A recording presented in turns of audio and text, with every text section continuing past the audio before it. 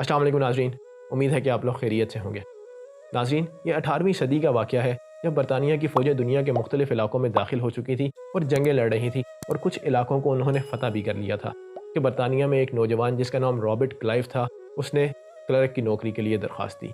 उसको east India company में clerk के तौर पर भर्ती कर लिया गया और उसको हिंदुस्तान के इलाके मद्रास में भेज दिया गया। उसकी तनख्वाह 5 पाउंड सालाना थी। उस तनख्वाह में उसका गुजारा नहीं हो रहा था। गुजारा करने के लिए उसने लोगों से कर्ज लिया और बाद में वो कर्ज अदा करने से कासिर था। माशी सूरत हाल की परेशानी की वजह से अब वो काम पे भी ध्यान ठीक से नहीं दे पा रहा था। अब वो काम कम और लोगों से झगड़े ज़्यादा कर रहा था, जिसकी शिकायतें आला अफसरों को भी हो रही थी। लेकिन फिर रॉबर्ट क्लाइव की ज़िंदगी में एक ऐसा वाक़या हुआ जिसने उसकी पूरी ज़िंदगी को यकसर बदल के रख दिया।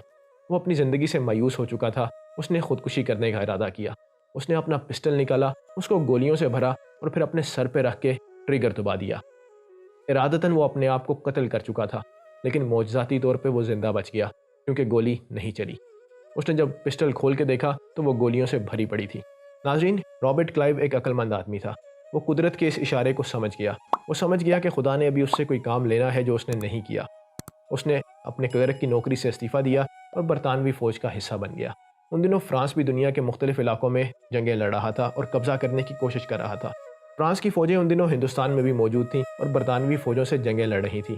रॉबर्ट क्लाइव को भी उन्हीं महाज़ों पे भेज दिया गया। वहाँ उसने फ्रांसीसी फ़ौज के मुकाबले में ऐसी बहादुरी और शुजात दिखाई कि उसका नाम पूरी बरतानवी फ़ौज में मशहूर हो गया। उसको तेज़ी से तरक्की मिलती गई और जैसे जैसे उसे तरक्की मिलती जाती, उसके कारनामे बढ़ते जा रहे थे।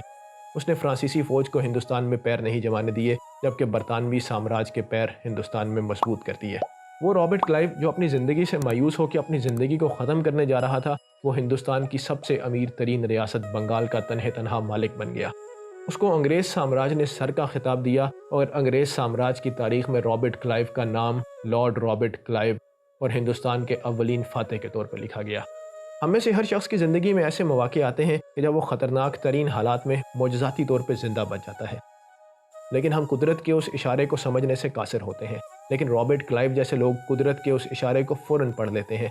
वो जान लेते हैं कि खुदा के मुताबिक अभी उनका कोई काम बाकी है जो उन्होंने नहीं किया। नाज़रीन, दुनिया में हर शख्स को काम करने के लिए मुद्दत और मौक़े फ़राहम किए जाते हैं और ये मुद्दत और मौक़े उसे तब तक फ़राहम किए जाते हैं जब तक खुदा का लिखा पूरा नहीं हो जाता। खुदा जब आपको रात के बाद दिन दिखाता है तो इसका मतलब है खुदा के मुताबिक आपके अमल के कुछ घंटे अभी बाकी हैं।